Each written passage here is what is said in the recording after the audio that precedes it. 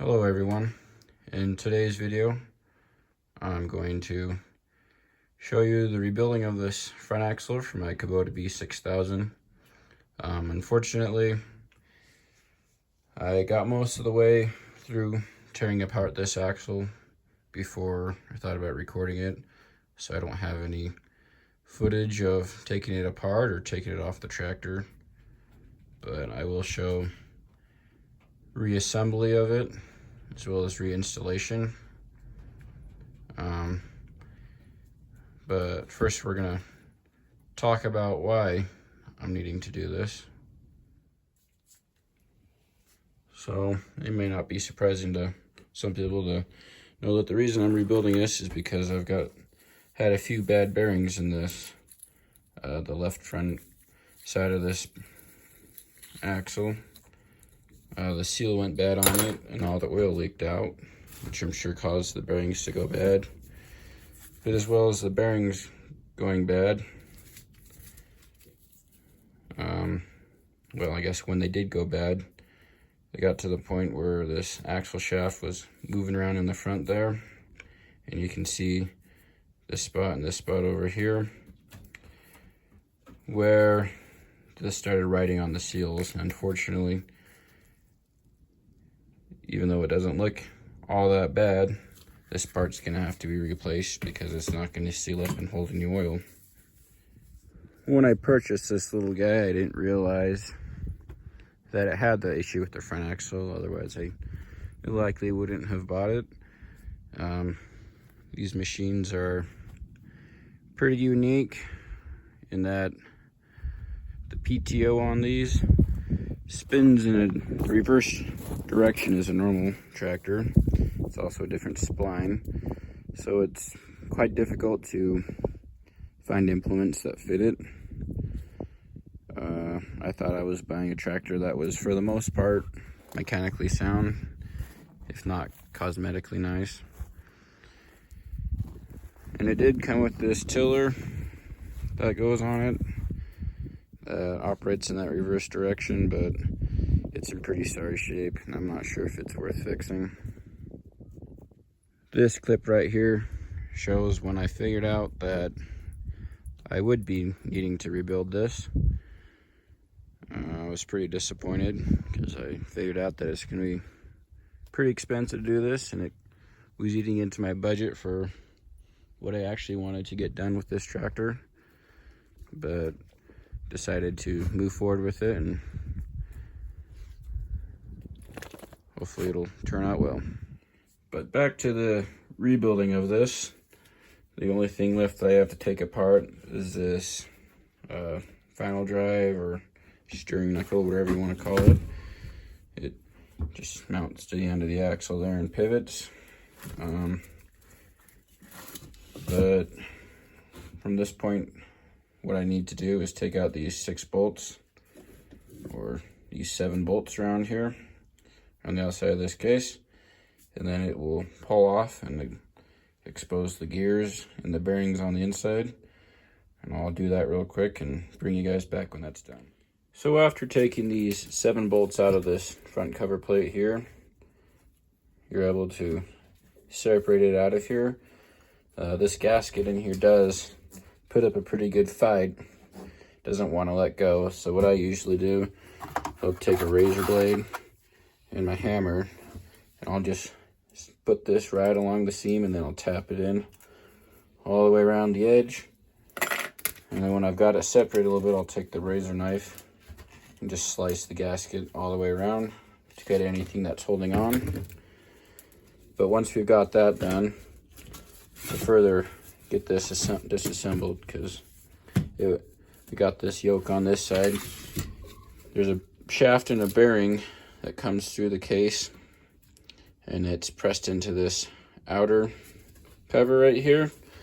We're just gonna have to pry this apart, get that to come out. So what I ended up doing to get these two halves separated was just holding this half over here, just up in the air.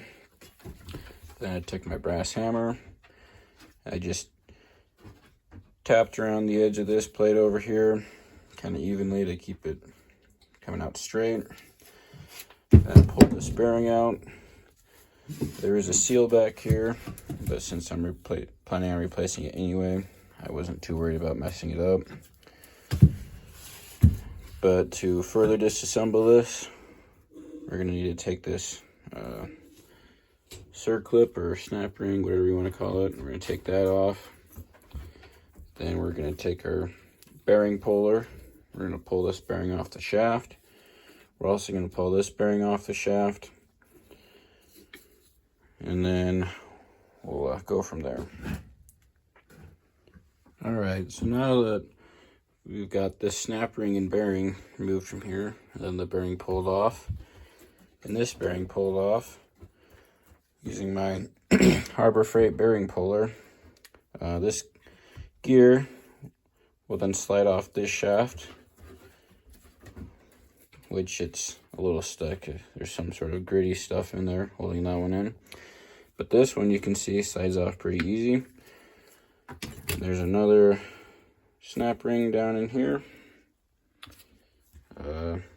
After we get that one out, we should be able to just take our hammer and just gently tap the shaft through this plate, and that'll be that part disassembled. This one, it looks like I'm going to need to pry off a little bit here. And I think there's actually another snap ring underneath here that you need to take off before the shaft will come out. But let me try and get this gear off this shaft real quick.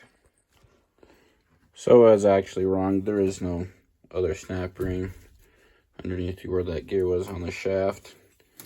Looks like we can just take our brass hammer and just gently try and drive this out of here. And same with this one. We'll well, first we got to take that snap ring off, but after we do that, we'll drive these out, and that should be just about all disassembled for this front axle. After I took this clip off the shaft, I was able to just take my hammer and tap this down through the case here. This bearing just came out. There is a seal still left in here. I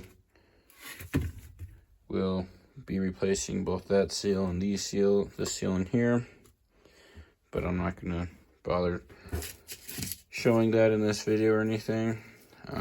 This shaft also just tapped out of the case with the hammer. The bearing just came out of that pocket there. One thing I'll mention, I did take this roll pin out to be able to take this shaft off. It made it a little bit easier to handle. I did break the roll pin, but that'll be easy enough to find. And when we look at the flange shaft or hub from the other side, it's kind of hard to tell on the camera with my poor lighting. But while this one looks like it does have a little bit of wear, I think these stripes of rust make it look worse than it is. But this one, on the other hand, you can see right there where my fingertip is down there. That's one of the sealing surfaces. Unfortunately, I don't think I'm ever going to be able to get that one to seal up.